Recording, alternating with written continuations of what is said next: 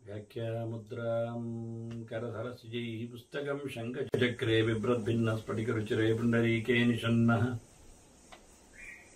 अम्लानश्रीरमृतविशदेरंशभिप्रावयन्मामाविर्भूयादनगमहिमा मानसे वागधीशः नमस्ते प्राणेश प्रणतविभवाय मुनिमगाः नमस्वामिन् रामप्रियतमनमन् गुरुगुण नमस्तुभ्यं भीम प्रबलतम कृष्णेष्ट भगवन् नमः श्रीमन्मध्वप्रदिश सुदर्शन्नो जय जय श्री गुरुभ्यो नमः नारायणं सुरगुरुं जगदेकनाथं भक्तप्रियं सकललोकनमस्कृतं च त्रैगुण्यवर्जितमजं विभुमाद्यमीशं वन्दे भवग्रम् अमरासुरसिद्धवन्द्यं नारायणं नमस्कृत्य नरं चैव नरोत्तमं देवीं सरस्वतीं व्यासं ततो जयमुदीरये ವೇದವ್ಯಾಸರ ಮಹಾಭಾರತದ ಚಿಂತಕರಿಗೆ ವಂದನೆಗಳು. ಶಾಂತಿ ಪರ್ವದ 61ನೆಯ ಪ್ರವಚನ. ಭೀಷ್ಮ ರಾಜಧರ್ಮದ ಬಗ್ಗೆ ಹೊಗಳುತ್ತಾ ಇದ್ದಾನೆ, ಚಿಂತನೆಯನ್ನು ಹೇಳುತ್ತಾ ಇದ್ದಾನೆ. ಮುಖ್ಯವಾಗಿ ದಂಡನೀತಿ ಅದು ಪ್ರಶಸ್ತವಾಗಿ ಚಾಲ್ತಿಯಲ್ಲಿರಬೇಕು ಅಂತ. ಯಾಕೆಂದ್ರೆ ಸರ್ವೇ ಧರ್ಮ ರಾಜಧರ್ಮ ಪ್ರಧಾನ, ಎಲ್ಲಾ ಧರ್ಮಗಳು ರಾಜನ ಧರ್ಮದಲ್ಲಿಯೇ ಅದರ ಪ್ರಾಧಾನ್ಯವನ್ನಿಟ್ಟುಕೊಂಡೇ ಕೆಲಸ ಮಾಡುತ್ತಾರೆ. ಒಬ್ಬ ಮುಂದೆ ಇವನೇ ಹೇಳುತ್ತಾನೆ, ಭೀಷ್ಮನೇ ಹೇಳುತ್ತಾನೆ ಹೇಗಿರುತ್ತದೆ ಅಂತ. ಸರ್ವೇ ವರ್ಣಾಹ ಪಾಲ್ಯಮಾನಾಹ ಭವಂತಿ. ರಾಜಧರ್ಮದಲ್ಲಿ ವಿಶೇಷವಾದ ವಿಷಯವನ್ನು ಕೇಳಿದೆ. ಕುರಿಯಾದ ನಿನ್ನಮ ಕುರಿಯಾದ ಹೇಳಿದಾಗೆ ಪಾಲನೆಯೇ ಮುಖ್ಯ. ಆದ್ರಿಂದ ಎಲ್ಲಾ ಪ್ರಜೆಗಳನ್ನು ಪಾಲಿಸ್ತಾನೆ ರಾಜ ಅಂದ ತಕ್ಷಣ, ರಾಜಧರ್ಮದಲ್ಲಿ ಪಾಲನೆಗೆ ಪ್ರಾಶಸ್ತ್ಯ ಅಂದ ತಕ್ಷಣ ಎಲ್ಲಾ ಧರ್ಮಗಳು ಸಹ, ಎಲ್ಲಾ ಪ್ರಜೆಗಳು ಸಹ ಪಾಲಿಸಲ್ಪಟ್ಟು ಅವರ ಧರ್ಮವನ್ನು ಅವರು ನಡೆಸಿಕೊಳ್ಳುವ ಮೂಲಕ ಪ್ರಜೆಗಳ ಪಾಲನೆಯೊಂದಿಗೆ ಪ್ರಜಾ ಧರ್ಮಗಳ ಪಾಲನೆ ಆದಾಗೆ ಆಗ್ತದೆ. ಮತ್ತೆ ವಿಶೇಷವನ್ನು ಕೇಳಿದರೆ ರಾಜಧರ್ಮದಲ್ಲಿ ಪರಿಪೂರ್ಣವಾದ ವೈರಾಗ್ಯಕ್ಕೆ, ತ್ಯಾಗಕ್ಕೆ, ದಾನಕ್ಕೆ ಎಲ್ಲ ಅವಕಾಶ ಇದೆ. ಸರ್ವತ್ಯಾಗೋ ರಾಜಧರ್ಮೇಶು ರಾಜ. ಯಾವಾಗ ಎಂತಹ ಪರಿಸ್ಥಿತಿಯಲ್ಲಿ ಯಾರನ್ನು ಉದ್ಧಾರ ಮಾಡಲಿಕ್ಕೋಸ್ಕರ ರಾಜ ಏನೆಲ್ಲ ಕೊಡಬೇಕು ನೋಡಿ. ಶಿಬಿ ತನ್ನ ಮಾಂಸವನ್ನೇ ಕೆತ್ತಿಟ್ಟ ಕತೆ, ಹೀಗೆ ಇಂಥದ್ದು ಅನೇಕ ರಾಜರ ಚರಿತ್ರೆಗಳೆಲ್ಲ ಇವೆ. ರಘು ಅವನದ್ದು ಸರ್ವ ವಿಶ್ವಜಿತ್ ಯಜ್ಞ, ಸರ್ವಸ್ವ ತ್ಯಾಗ ಮಾಡತಕ್ಕಂಥ ಕತೆ. ಪಾಂಡವರೇನು ಕಮ್ಮಿಯ? ಅಶ್ವಮೇಧ ಯಾಗ ಮಾಡಿದ್ದು ಸರ್ವಸ್ವವನ್ನು ಸಹ ದಾನ ಮಾಡಲಿಲ್ವಾ? ಕೇವಲ ದ್ರೌಪದಿ ತನ್ನ ಕುತ್ತಿಗೆಯಲ್ಲಿ ಮಾಂಗಲ್ಯ ಸೂತ್ರವನ್ನು ಮಾತ್ರ ಉಳಿಸಿಕೊಂಡು ರಾಜ್ಯವನ್ನು ಸಹ ದಾನ ಮಾಡಿದ್ರೆ ಆ ಕತೆ ಕೇಳಿದ್ದೇವೆ ನಾವು. ಯಾಕೆಂದ್ರೆ ನಾವು ಮುಂದೆ ಒರಿದು ಕೇಳಿದ್ರಿಂದ ಇವತ್ತು ಅರ್ಥ ಮಾಡಿಕೊಳ್ಳಿಕ್ಕೆ ಅನುಕೂಲ ಆಗ್ತದೆ. ಹಾಗೆ ಉಂಟು ಅಂತ ನಾವು ಅದನ್ನು ಅಶ್ವಮೇಧಿ ಪರ್ವದಲ್ಲಿ ನೋಡಿದ್ದೇವೆ. ಕೊನೆಗೆ ಎಲ್ಲರೂ ಹೇಳಿಕೊಂಡು ಧರ್ಮರಾಜ ರಾಜ್ಯಭಾರವನ್ನು ಮತ್ತೆ ವಹಿಸಿಕೊಳ್ಳುವ ಕ್ರಮ, ಅವರಿಗೆ ಅದಕ್ಕೆ ಅನುಗುಣವಾದಂತಹ ಸಂಪತ್ತನ್ನು ಮತ್ತೆ ಕೊಡುವ ರೀತಿಯಲ್ಲ ವೇದವ್ಯಾಸರು ನಿಂತು. ಹೀಗಾಗಿ ಸರ್ವತ್ಯಾಗಕ್ಕೆ ಮತ್ತು ಅಷ್ಟು ಎತ್ತರದ ಅರಸೊತ್ತಿಗೆಯನ್ನು ಬಹಳ ಕಾಲದವರೆಗೆ ತುಂಬಾ ಪಾಪ್ಯುಲರ್ ಆಗಿ ಜನಾನುರಾಗಿಯಾಗಿ ಆತ ಆಳಿದವ ಏಕಾಏಕಿಯಾಗಿ ಎಲ್ಲವನ್ನು ಬಿಟ್ಟು ಅರಣ್ಯಕ್ಕೆ ಹೋಗ್ತಾನೆ ನೋಡು. ಇದು ಪಾಠ. ಅದಕ್ಕೆ ಋಷಭ ಚಕ್ರವರ್ತಿ ಭಗವಂತ ತೋರಿಸಿಕೊಟ್ಟಿದ್ದ ಬಹಳ ಅದ್ಭುತವಾಗಿ. ಗಗನ ಪರಿಧಾನ ಅಂತ ಹೇಳಿಕೊಂಡು ಏನಿಲ್ಲ, ಒಂದು ದಿನ ಕಿರೀಟ, ರಾಜದುರ್ಸು, ವಂಕಿ, ಒಡ್ಯಾಣ, ಅಂಗದ, ಪಟ್ಟಿ, ಹಾರ, ತುರ ಎಲ್ಲ ಇದ್ದದ್ದು, ಕುಂಡಲ, ಮುದ್ರಿಕೆ ಎಲ್ಲವನ್ನು ಕಳಚಿಟ್ಟು ಖಾಲಿ ಬತ್ತಲೆ ಮೈಯಲ್ಲಿ ಋಷಭ ಅರಮನೆ ಹೆದ್ದಾರಿಯಲ್ಲಿ ಹೊರಟು ಹೋದ ಕತೆ ಕೇಳಿದ್ರೆ ಜನರಿಗೆ ಎಷ್ಟು ಅಚ್ಚರಿಯಾಗಿರ್ಲಿಕ್ಕಿಲ್ಲ. ಇದು ಯೋಗ, ಇದು ಮಾರ್ಗ, ಇದು ತ್ಯಾಗ, ಇದು ರಾಜನಿಗೆ ಮಾತ್ರ ಸಾಧ್ಯ ಅಂತ. ಒಂದು ಸೈಕಲಾಜಿಕಲಿ ಇದರ ಅರ್ಥ ಮಾಡಿಕೊಳ್ಳುವ ರೀತಿ ಹೇಗೆ ಕೇಳಿದರೆ, ಇದ್ದಾಗ ಅನುಭವಿಸಲ್ಪಟ್ಟಾಗ ಸಾಕು ಅನಿಸುವುದು ಬೇಗ, ಸಿಗದಿದ್ದಾಗ ಇಲ್ಲದಿದ್ದಾಗ ಬೇಕೆನಿಸಿಕೊಂಡಾಗ ಅದರ ಬಗ್ಗೆ ಲಾಲಸೆಗಳು, ಲೋಭಗಳು ಬರುವುದು ಹೆಚ್ಚು. ಆದರೆ ರಾಜನಿಗೆ ಎಲ್ಲ ಇದೆ, ಭೋಗಕ್ಕೆ ಎಲ್ಲ ಅನುಭವಿಸಿದ್ದಾನೆ, ಎಲ್ಲ ತೊಂದರೆ ಇಲ್ಲ ಇನ್ನು. ಹಾಗಾಗಿ ಯಾವುದು ಬೇಡ ಕಾಣುತ್ತೆ. ಪ್ರತಿಯೊಂದು ವಿಷಯದಲ್ಲಿಯೂ ಅದರ ಲಿಮಿಟೇಷನ್ಸ್ ಅರ್ಥ ಆಗಿ ವಾಕರಿಕೆ ಬರ್ತದೆ. ಮತ್ತೆ ರಾಜನಿಗೆ ಅದು ಬಂಗಾರದ ಹೈವಾಣದಲ್ಲಿ ಊಟ ಮಾಡಿ ಗೊತ್ತಾಯ್ತು ಅವನಿಗೆ, ಹಂಸತುಲಿಕ ತಲ್ಪದಲ್ಲಿ ಮಲಗಿ ಗೊತ್ತಾಗಿದೆ. ಹಾಗಾಗಿ ಇನ್ನೇನಿಲ್ಲ, ಅದರಿಂದ ಅಧ್ಯಾತ್ಮದೆಡೆಗೆ ವಾಲುವುದಷ್ಟೇ ಹೊರತು ಅದನ್ನು ರಾಜಧರ್ಮದಲ್ಲಿ ಸರ್ವತ್ಯಾಗಕ್ಕೆ ಬೆಲೆ ಇದೆ. ಪ್ರಧಾನವಾದ ಧರ್ಮ ಯಾವುದು ಕೇಳಿದ್ರೆ ತ್ಯಾಗಂ ಧರ್ಮಂ ಚಾಹುರಗ್ರ್ಯಂ ಪುರಾಣಂ. ಭೀಷ್ಮ ಹೇಳ್ತಾನೆ, ಪರಮೋಚ್ಚವಾದ ಧರ್ಮ ಏನು ಕೇಳಿದ್ರೆ ತ್ಯಾಗ. ನೋಡಿ, ಕೃಷ್ಣ ಹೇಳುತ್ತಾನೆ, ಮನುಷ್ಯ ಲೋಕದಲ್ಲಿ ಮಾಡಬೇಕಾದ ಕೆಲಸ ಯಜ್ಞ, ದಾನ, ತಪಸ್ಸು ಅಂತ. ನೋಡಿ, ಇಲ್ಲಿ ಯಜ್ಞ ಮಾಡುವಲ್ಲಿಯೂ ದಾನ ಇದೆ, ತ್ಯಾಗ ಇದೆ. ಯಜ್ಞದಲ್ಲಿಯೂ ಹವಿಸ್ಸಿನ ತ್ಯಾಗ ಇದೆ, ದೇವತೋದ್ದೇಶ. ಯಾರಾದರೂ ಯಜ್ಞ ಮಾಡುವಾಗ ಅಯ್ಯೋ ಇಷ್ಟೆಲ್ಲ ವೇಸ್ಟ್ ಅಂತ ಹೇಳ್ತಾರ? ತುಪ್ಪ ಆಗಲಿ, ಕಟ್ಟಿ ಆಗಲಿ, ಸಮಿದೆ ಆಗಲಿ, ದಾನ ಆಗಲಿ, ದಕ್ಷಿಣೆ ಆಗಲಿ, ಇಲ್ಲ, ಅದು ತ್ಯಾಗ. ದೇವತೆ ವಿಷಯದಲ್ಲಿ ತ್ಯಾಗ ಮಾಡ್ತಾನೆ. ಆನಂತರ ಯಜ್ಞಕ್ಕೆ ಸಂಬಂಧಪಟ್ಟಂತೆ ದಾನಾದಿಗಳನ್ನು ಕೊಟ್ಟು ಖಾಲಿ ಮಾಡಿಕೊಳ್ಳುತ್ತಾನೆ. ಅದೇ ಆಗ ಹೇಳಿದ್ದಲ್ಲ ವಿಶ್ವಜಿತ್ ಯಾಗ ಅಂತ, ಅದರೊಟ್ಟಿಗೆ ಸರ್ವಸ್ವ ದಕ್ಷಿಣೆ ಅಂತ. ರಾಜ ತನ್ನಲ್ಲಿದ್ದ ಎಲ್ಲವನ್ನು ಖಾಲಿ ಮಾಡುವುದು, ಏನಿಲ್ಲ. ಹೊರತಂತುವಿನ ಶಿಷ್ಯ ಗುತ್ಸ ದಕ್ಷಿಣೆ, ಗುರು ದಕ್ಷಿಣೆ ಪಡಲಿಕ್ಕೆ ಅಂತ ರಘುರಾಜನಲ್ಲಿಗೆ ಬರ್ತಾ ಇದ್ದಾನೆ ಅಯೋಧ್ಯೆ ಅರಸನಿಗೆ, ರಾಮನ ಪೂರ್ವಿಕನೆಡೆಗೆ. ಅವ ಬಂದಾಗ ಆತಿಥ್ಯಕ್ಕೋಸ್ಕರ ಬರಮಾಡಿಕೊಳ್ಳಿಕ್ಕೆ ಸ್ವಾಗತಕ್ಕೆ ಮಣ್ಣಿನ ಮಡಿಕೆ ತರ್ತಾನೆ. ಆಗ ಗೊತ್ತಾಯ್ತು ಋಷಿಗೆ, ವೇಲ ನಾನು ಕೇಳಲಿಕ್ಕೆ ಬಂದರೆ ರಾಜನ ದರ್ಬಾರಿಯಲ್ಲಿದೆ ಅಂತ. ಹಾಗೆ ಅದನ್ನ ಎಲ್ಲವನ್ನು ಕೊಟ್ಬಿಟ್ಟಿದ್ದಾನೆ. ಅದರಿಂದ ತ್ಯಾಗವೇ ಪರಮಧರ್ಮ. ಯಜ್ಞದಲ್ಲಿಯೂ ದಾನ ಇದೆ, ದಾನ ಅಂತೂ ತ್ಯಾಗವೇ. ತಪಸ್ಸು ತ್ಯಾಗವೇ ಅಲ್ವಾ? ತಪಸ್ಸು ಅಂದ್ರೆ ಏನರ್ಥ? ನಿರಂತರವಾದ ಭಗವಂತನ ಚಿಂತನೆಯನ್ನು ಶರೀರ ಕರ್ಷಣೆ ಮಾಡಿಕೊಂಡು, ಬ್ರಾಹ್ಮಣಸ್ಯ ದೇಹೋಯಂ ಕ್ಷುದ್ರಗಾಮಾಯ ನಿಶ್ಯತೆ ಹೇಳಿದ ಕೃಚ್ಛರಾಯ ತಪಸ್ಸೆ ಅಂತ. ವ್ರತ ನಿಯಮಾನುಷ್ಠಾನಗಳನ್ನು ಮಾಡುವ ಮೂಲಕ ಆಹಾರದ ತ್ಯಾಗ, ವೈಭವದ ತ್ಯಾಗ, ಕಾಡಿನಲ್ಲಿರುವಿಕೆ, ಮನೆಯ ತ್ಯಾಗ, ಗೃಹ ತ್ಯಾಗ, ಮನೆ ಮಂದಿಗಳ ತ್ಯಾಗ, ಲೋಕಭಾರತೀಯ ತ್ಯಾಗ, ಮತ್ತೆ ತ್ಯಾಗ. ಅಂದ್ರೆ ಎಲ್ಲಿ ನೋಡಿದರಲ್ಲಿ ದೂರ ಇರು ಎನ್ನುವುದೇ ಮೊದಲ ಪಾಠ. ವೇದವ್ಯಾಸರಂತೂ ಬಹಳ ಚೆನ್ನಾಗಿ ಹೇಳ್ತಾರೆ, ನೀನು ಬಿಡಲಿಕ್ಕೆ ಹೋಗು, ಬಿಡ್ತಾ ಬಾ, ಲೋಕವನ್ನು ತ್ಯಾಗ ಮಾಡು, ಆ ಜಾಗದಲ್ಲಿ ದೇವರನ್ನು ತುಂಬಿಸು, ಇನ್ನು ಕೊನೆಯ ಗಳಿಗೆಯಲ್ಲಿ ಆದರೂ ಸರ್ವಂ ತ್ಯಕ್ತಮ್ಮಯ ಅಂತ ಘೋಷಣೆ ಮಾಡು. ಅವ್ರು ಹೇಳಿದ್ರು, ಮತ್ತೆ ಬರೋದಿಲ್ಲ ನೀನು ಇಲ್ಲಿಗೆ ಅಂತ, ಮತ್ತೆ ಈ ಕರ್ಮ ಬಂಧನಕ್ಕೆ ಸಿಲುಕುವುದಿಲ್ಲ ನೀನು. ಕೊನೆ ಹೊತ್ತಿನಲ್ಲಿ ಸಾಹಿತ್ಯನೆ ಅನ್ನುವ ಕ್ಷಣದಲ್ಲಿ ಆದರೂ ಎಲ್ಲವನ್ನು ತೊರೆದೇ ದೇವರ ಪಾದಾರವಿಂದಕ್ಕೆ ಸೇರಿದೆ ಅಂತ ಹೇಳಿಕೊಳ್ಳುವ ಒಂದು ನೆಲೆಯಲ್ಲಿ ಆದರೂ ಅದರಿಂದ ಬದುಕಿರುವಾಗಲೇ ಹಾಗೆ ಕಲಿಬೇಕು. ಯಥೋ ಯಥೋ ನಿವರ್ತೇತ ವಿಮುಚ್ಯೇತ ತತಸ್ತತಃ. ಅದು ದೊಡ್ಡ ಪಾಠ. ಎಷ್ಟು ಎಲ್ಲಿಂದ ಮನುಷ್ಯ ಹಿಂದಕ್ಕೆ ಬರ್ತಾನೋ, ದೂರ ನಿಲ್ತಾನೋ, ಸಂಬಂಧಪಡದಂತೆ ವರ್ತಿಸ್ತಾನೋ, ಅದರ ಬಗ್ಗೆ ಮಾತಾಡುವುದಿಲ್ಲ, ಯೋಚಿಸುವುದಿಲ್ಲ, ಸಂಪರ್ಕಕ್ಕೊಳಗಾಗುವುದಿಲ್ಲ ಆಗ್ತಾನೋ, ಅಷ್ಟು ಅವನು ಸೇಫ್, ಅಷ್ಟು ತ್ಯಾಗಿಯಾದವನು. ತ್ಯಾಗವೇ ಜೀವನದ ದೊಡ್ಡ ಸಂದೇಶ. ಅದನ್ನು ಇಲ್ಲಿ ಹೇಳ್ತಾನೆ ಭೀಷ್ಮ. ತ್ಯಾಗಂ ಧರ್ಮಂ ಚ ಆಹು ಅಗ್ರಿಯಂ ಪುರಾಣಂ. ಪ್ರಾಚೀನವಾದ ಪರಮೋಚ್ಚವಾದ ಧರ್ಮ ಏನು ಕೇಳಿದರೆ ಎಲ್ಲವನ್ನು ಬಿಟ್ಟು ಹೋಗುವುದು, ಎಲ್ಲವನ್ನು ಕೊಟ್ಟೋಗುವುದು, ಎಲ್ಲವನ್ನು ಕಳ್ಕೊಳ್ಳೋದು. ದೇವರು ಹೇಳಿಕೊಂಡಲ್ಲ, ನಾನು ಸಿಗಬೇಕಾ, ಕೈ ಖಾಲಿ ಮಾಡುತ್ತೇನೆ ಅಂತ. ಯಸ್ಯಾನುಗ್ರಹಮಿಚ್ಛಾಮಿ ತಸ್ಯ ವಿತ್ತಮ ರಾಮ್ಯಹಂ ಅಂತ. ಯಾಕೆ? ನೀನು ಮಮತೆಯನ್ನು ಅದರಲ್ಲಿ ತೋರಿಸ್ತಾ ಇದ್ದಿ, ನಿನ್ನ ಜೀವವನ್ನೇ ಅದರಲ್ಲಿ ಹುದುಗಿಡಿಸುತ್ತಿರ್ತೀಯ. ಅದನ್ನು ಕಳಚಬೇಕಾದ್ರೆ, ಎಳಿಬೇಕಾದ್ರೆ ನಾನು ಎಲ್ಲ ಖಾಲಿ ಮಾಡಬೇಕಾಗತ್ತೆ. ಹಾಗಾಗಿ ಏನಿಲ್ಲ ಆಗ್ಬೇಕು, ಸೊನ್ನೆ ಆಗ್ಬೇಕು ಮನುಷ್ಯ. ಅಷ್ಟೊತ್ತಿಗೆ ಭಗವಂತನ ಪೂರ್ತಿಯಾದ ಎಚ್ಚರಕ್ಕೆ ಅವನ ಅಣಿಯಾಗ್ತಾನೆ. ಅವನಾಗಿ ಬಿಡಬೇಕು. ಕಳ್ಳಕಾಕರು ದೋಚಿಕೊಂಡು ಇನ್ಯಾರೋ ಬಂದು ಬಾಂಧವರೆಲ್ಲ ಅದನ್ನು ಎಗರಿಸಿಕೊಂಡು ಇವ ಖಾಲಿಯಾಗಿದ್ದೇನೆ ಅಂತ ಬೊಬ್ಬೆ ಹೊಡಿಬಾರದು. ಸಹಜವಾಗಿ ಎಲ್ಲವನ್ನು ಕಳಚಿರ್ಲಿಕ್ಕೆ ಇಷ್ಟಪಡಬೇಕು. ಒಂದೊಮ್ಮೆ ರಾಜಧರ್ಮ ಗಟ್ಟಿ ಇಲ್ಲದಿದ್ರೆ ಏನಾಗುತ್ತೆ ಅಂದ್ರೆ ಮಜ್ಜೇತ್ ತ್ರೈ ದಂಡನೀತೋ ಹತಾಯಾಮ್ ಅಂತಾನೆ. ವೇದವನ್ನೇ ಮುಳುಗಿಸಿ ಬಿಡುತ್ತಾರೆ. ಯಾರು ಓದುವುದಿಲ್ಲ, ತಿಂತಾರೆ, ತಿರುಗ್ತಾರೆ. ಆದ್ರಿಂದ ಶಾಸ್ತ್ರ ಚಿಂತನೆ ನಡೆಯದೆ ಹೋದ್ರೆ ಲೋಕದಲ್ಲಿ ಏನಿ ನೋಡಿ ಹೇಳಿದ್ದು, ಒಂದೊಮ್ಮೆ ಜಬರ್ದಸ್ತಿನಿಂದ ಜೋರು ಮಾಡಿಕೊಳ್ಳದಿದ್ರೆ, ಕೋಲು ಹಿಡಿಯದಿದ್ರೆ ಯಾರು ಅಧ್ಯಯನ ಮಾಡುವುದಿಲ್ಲ ಅಂತ ಹೇಳಿಬಿಟ್ಟು. ಇವತ್ತು ವೇದ ಸತ್ತದ್ದೇ ಹಾಗೆ. ನಾವು ಹೊಟ್ಟೆಪಾಡಿನ ಕರ್ಮ ಅಂತ ತೆರಳಲಿಕ್ಕೆ ಹೋಗಿ ಲೌಕಿಕ ವಿದ್ಯೆಗಳನ್ನು ಮಾತ್ರ ಅರಿತುಕೊಂಡು ಅರಗಿಸಿಕೊಂಡು ವೃತ್ತಿಪರವಾದ ಶಿಕ್ಷಣ ಅಂತ ಹೇಳಲಿಕ್ಕೆ ಹೋಗಿ ಇವತ್ತೇನಾಯಿತು ಕೇಳಿದ್ರೆ, ಅಧ್ಯಾತ್ಮ ಈ ಲೋಕದಲ್ಲಿ ಅದಕ್ಕೆ ವೃತ್ತಿ ಇಲ್ಲ ಹೇಳಿ ಬಿದ್ದೋಯ್ತು.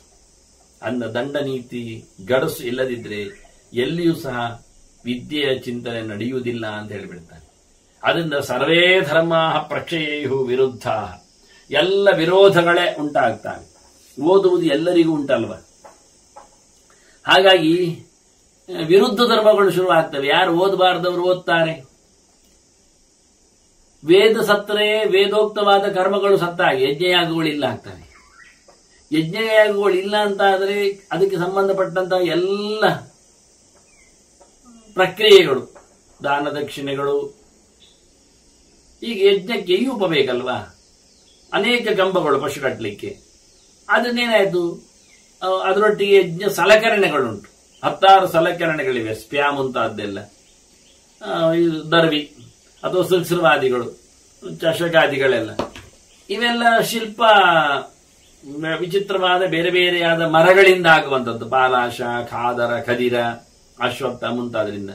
ಇದನ್ನು ಮಾಡುವ ವೃತ್ತಿ ನಿಂತೋಯ್ತು. ಒಂದು ಯಜ್ಞ ನಿಂತರೆ ಯಜ್ಞಕ್ಕೆ ಸಂಬಂಧಪಟ್ಟಿರತಕ್ಕಂತಹ ಉಪಕರಣಗಳನ್ನು, ಇಟ್ಟಿಗೆ ಆಗಬೇಕು, ಬೇಡಾಯಿತು. ಉಪಕರಣಗಳಾಯಿತು, ಅದಿಲ್ಲ ಆಯಿತು. ಅದಕ್ಕೆ ಬೇಕಾಗಿದ್ದಂತಹ ಹಾಲು, ತುಪ್ಪ, ಮೊಸರು, ಪುರೋಡಾಶಾದಿಗಳಿಗೆ ಅದು ಇಲ್ಲ ಆಯಿತು, ಅದು ಬೇಡ ಆಯಿತು. ವೇದ ಮಂತ್ರಗಳು, ಅದನ್ನು ಕಲಿಯೋನಿಲ್ಲ ಆಯಿತು, ಅದು ಬೇಡ ಆಯಿತು.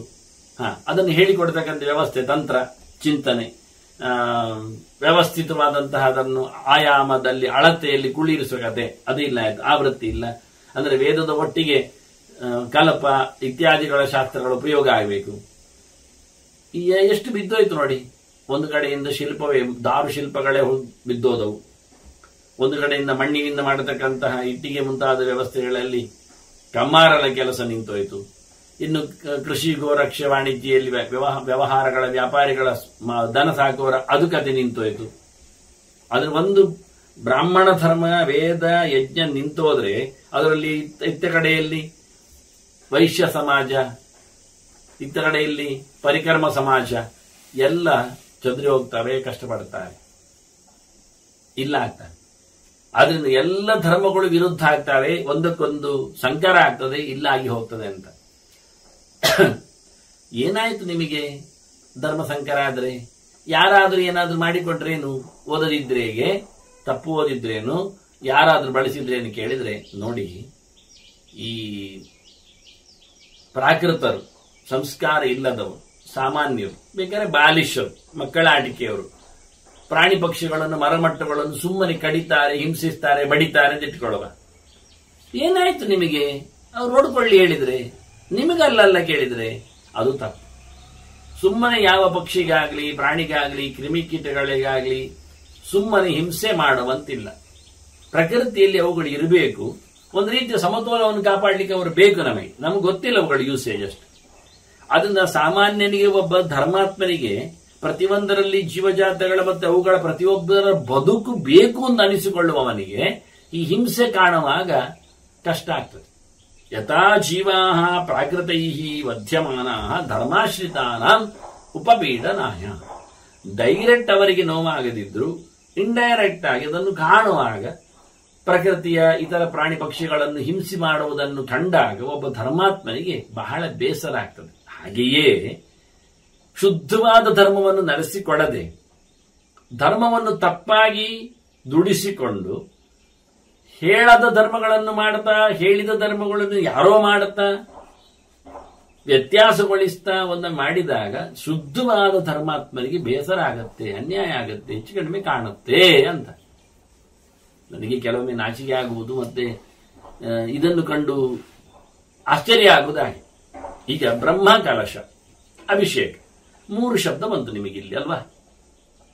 ಯಾರಿಗೆ? ಬ್ರಹ್ಮ ಶಬ್ದಕ್ಕೆ ದೊಡ್ಡದೊಂದು ಅರ್ಥ ಮಾಡಿದ್ರೆ ಯಾರಿಗೂ ಆಗ್ತದೆ. ಕಲಶ ಶಬ್ದದಲ್ಲಿ ತಂಬಿಕೆ ಅಂತ ಮಾತ್ರ ಇಟ್ಟುಕೊಂಡ್ರೆ ನಡೀತದೆ. ಅಭಿಷೇಕ ಎನ್ನುವುದು ಗಾಳಿ ಒಂದು ಮೀಯುವುದೊಂದು ಪ್ರಕ್ರಿಯೆ ಆದರೆ ಆಗಿ ಹೋಗ್ತದೆ. ಆದರೆ ಈ ಬ್ರಹ್ಮ ಶಬ್ದ ವೇದೋಕ್ತವಾದ, ವೇದದಲ್ಲಿ ಪರಮವಾಚ್ಯನಾದ ಭಗವಂತನಿಗೆ ಆಗತಕ್ಕಂತಹ, ಅದು ಕಲಶ ಅಂದಾಗ ಕಲೆಗಳು, ಅವತಾರ ರೂಪಗಳು, ಭಗವಂತನ ರೂಪಗಳು ಇರುವಂತಹ ಸಂಗತಿ, ಆವಾಹಿತವಾದ ಸಂಗತಿ ಅಂದಾಗ ಅದು ಬಹಳ ಎತ್ತರದಲ್ಲಿ ತೀರ್ಥದ ಚಿಂತನೆಗೆ ಬಂದಾಗ ಬ್ರಹ್ಮ ಕಲಶಾಭಿಷೇಕ ಎನ್ನುವುದು ಒಂದು ದೇವರ ಮೇಲೆ ಆಗತಕ್ಕಂತಹ ಒಂದು ಪರಮೋಚ್ಚವಾದ ಸ್ನಾನವನ್ನು, ತೀರ್ಥ ಸ್ನಾನವನ್ನು ಅರ್ಚರಿಯಾಗಿ ನಮಗೆ ತೋರಿಸುತ್ತದೆ. ಈ ಅರ್ಥದಲ್ಲಿ ಬ್ರಹ್ಮ ಕಲಶಾಭಿಷೇಕ ಎನ್ನುವುದೊಂದು ದೈವಸ್ಥಾನದಲ್ಲಿಯೋ ಭೂತಸ್ಥಾನದಲ್ಲಿ ಹೇಳಲ್ಪಟ್ಟರೆ ಅಲ್ಲಿ ದೇವರು ಇಲ್ಲ, ವೇದವೂ ಇಲ್ಲ, ಭಗವದ್ ರೂಪ ವಿಶೇಷಗಳು ಇಲ್ಲ ಅಂದಾಗ ಅದನ್ನು ಪ್ರಯೋಗ ಮಾಡತಕ್ಕಂಥ ಮಂದಿಯ ಕಥೆ ಹೇಗಿರ್ತದೆ? ಕೈ ಚಳಕದಂತೆ ಮನಸ್ಸಿನ ಚಳಕೆ ಹೇಗೆ ಕಾಣುತ್ತದೆ, ಮಾತಿನ ವೈಭವ ಏನನ್ನಿಸ್ತದೆ ಅಂತ. ಹೀಗೆ ಧರ್ಮಗಳು ಒಂದೊಮ್ಮೆ ಗೊಂದಲದಲ್ಲಿ ಬಿದ್ದರೆ ಕ್ಷತ್ರಿಯ ಚೆನ್ನಾಗಿ ಅವರವರ ಧರ್ಮವನ್ನು ಮಾಡಿಸುವಲ್ಲಿ ತಾನು ಸಮರ್ಥನಾಗದೆ ಹೋದರೆ ಲೋಕದಲ್ಲಿ ಯಾರ್ಯಾರೋ ಏನೇನೋ ತಮ್ಮ ತಮ್ಮ ಧರ್ಮಗಳನ್ನು ಬಿಟ್ಟು ಏನೇನೋ ಧರ್ಮಗಳನ್ನು ಇಷ್ಟಪಡ್ತಾರೆ, ನಡೆಸಿಕೊಡುತ್ತಾರೆ. ಕೃಷ್ಣ ಹೇಳಿದ್ದಲ್ಲ, ಸ್ವಧರ್ಮೇ ನಿಧನಂ ಶ್ರೇಯ ಪರಧರ್ಮ ಭಯಾವಹ ಅಂತ. ಇನ್ನೊಂದು ಧರ್ಮವನ್ನು ನೀವು ಚೆನ್ನಾಗಿ ಮಾಡುವುದಾದ್ರೂ ಉಪಯೋಗ ಇಲ್ಲ, ನಿಮ್ಮ ಧರ್ಮವನ್ನು ನೀವು ತಪ್ಪು ಮಾಡುವುದಾದ್ರೂ ಚೆನ್ನಾಗಿದೆ ಅಂತಾನೆ ಕೃಷ್ಣ. ಸ್ವಧರ್ಮೇ ವಿಗುಣಂ ಶ್ರೇಯ ಪರಧರ್ಮ ಸ್ವನುಷ್ಠಿತ ಆದಂತ. ಮತ್ತೊಬ್ಬರ ಧರ್ಮವನ್ನು ಚೆನ್ನಾಗಿ ಮಾಡುವುದಕ್ಕಿಂತ ನಿನ್ನ ಧರ್ಮವನ್ನು ನೀನು ತಪ್ಪಾಗಿ ಮಾಡಿದರೂ ಓಕೆ, ಸ್ವಾರಸ್ಯ ಇದೆ ಅಂತ. ಆದ್ರಿಂದ ಲೋಕದಲ್ಲಿ ಧರ್ಮ ಸಂಕಟ, ಧರ್ಮ ಸಂಕರ, ಧರ್ಮ ಸಂಕುಲ ಆಗಿ ಹೋಗುತ್ತೆ, ಹೆಚ್ಚು ಕಮ್ಮಿ ಆಗುತ್ತೆ. ಅದನ್ನು ನಿಲ್ಲಿಸಬೇಕು ಅಂತಾನೆ. ಏವಂ ಧರ್ಮಾನ್ ರಾಜಧರ್ಮೈ ವಿಯುಕ್ತಾ ಸಂಚಿನ್ವಂತಹ ನಾದ್ರಿಯಂತೆ ಸ್ವಧರ್ಮಂ. ಜನ ಏನ್ ಮಾಡ್ತಾರೆ, ಬೇರೆ ಬೇರೆ ಧರ್ಮಗಳನ್ನು ಆಚರಣೆಗೆ ತರ್ತಾರೆ, ಸುಲಭ ಆಗ್ತದೆ ಅದಕ್ಕೆ ಅಂತ. ದಿನಾ ಎದ್ದು ದೇವಸ್ಥಾನಕ್ಕೆ ಹೋಗುವುದು ಬರುವುದು, ದೇವರ ದರ್ಶನ, ಪ್ರತೀಕಗಳ ದರ್ಶನ ಮಾಡುವುದು, ಪ್ರದಕ್ಷಿಣೆ ನಮಸ್ಕಾರ ಯಾರಿಗೆ ಬೇಕರಿ. ಇದ್ದಲ್ಲೇ ದೇವರಿದ್ದಾರೆ ಅಂತ ಹೇಳಿಕೊಳ್ಳುವ ಸಿದ್ಧಾಂತವನ್ನು ಒಪ್ಪಿಕೊಂಡ್ರೆ ಇದ್ದಲ್ಲೇ ದೇವರು ಕಂಡ ಅಂತ ಹೇಳಿಬಿಡುದು. ಕೊನೆಗೆ ಅದು ಕಷ್ಟ ಕಂಡ್ರೆ ನಾನೇ ದೇವರು ಮಾರೇರೆ ಹೇಳಿಕೊಂಡು ಕೊನೆಗೆ ಏನ್ ಮಾಡುದು, ಮತ್ತೆ ನಾನೇ ನನ್ನ ನಮಸ್ಕಾರ ಮಾಡುತ್ತೇನೆ ಹೇಳಿಬಿಡುದು. ಮತ್ತೆ ಅಮ್ಮ ಅನ್ನ ಮಾಮಿಂದ ಏನು ಪ್ರಯೋಗ ಮಾಡಿಬಿಡುದು. ಮತ್ತೇನು ಏನೋ ಉಪಾಧಿ ಭೇದೇನೆ ಹೇಳುದು. ಕೈ ಬೇರೆ ಉಂಟಲ್ಲ, ಹೃದಯ ಬೇರೆ ಉಂಟಲ್ಲ ಹೇಳಿ, ಹೃದಯದಲ್ಲಿ ಕೂತವ ನಾನು ಆಗಿ ಜೀವಲ್ಲಿದ್ದಾನೆ ಏನೋ ಮಾತಾಡಿ. ಕೈ ಮುಗಿದವರು ಯಾರು, ಕೈ ಮುಗಿಸಲ್ಪಟ್ಟವರು ಯಾರೆಲ್ಲ ಕೇಳಲಿಕ್ಕೆ ಹೋಗ್ಬೇಡಿ. ಸಿದ್ಧಾಂತ ಸಮ ಆದ್ರೆ ಸರಿ ಅವರಿಗೆ. ಹೀಗೆ ತಮ್ಮ ಧರ್ಮಗಳನ್ನು ಬಿಟ್ಟು ಪರಧರ್ಮಗಳನ್ನು ಆಯ್ಕೆ ಮಾಡಿಕೊಳ್ತಾರೆ. ವಾರಕ್ಕೊಮ್ಮೆ ಬಂದ್ರೆ ಸಾಕು ಹೇಳಿದಾಗ ಅದನ್ನು ಇಷ್ಟಪಡ್ತಾರೆ, ತಿಂಗಳಿಗೊಮ್ಮೆ ಬಂದ್ರೆ ಸಾಕು ಹೇಳುವಾಗ ಅದನ್ನು ಇಷ್ಟಪಡ್ತಾರೆ, ವರ್ಷಕ್ಕೊಮ್ಮೆ ತಪ್ಪು ಕಾಣಿಕೆ ಕೊಡಿ ಹೇಳಿದ್ರೆ ಅದನ್ನು ಇಷ್ಟಪಡ್ತಾರೆ, ಮತ್ತೆ 364 ದಿನ ಏನು ಬೇಕಾದ್ರೆ ಮಾಡಿ.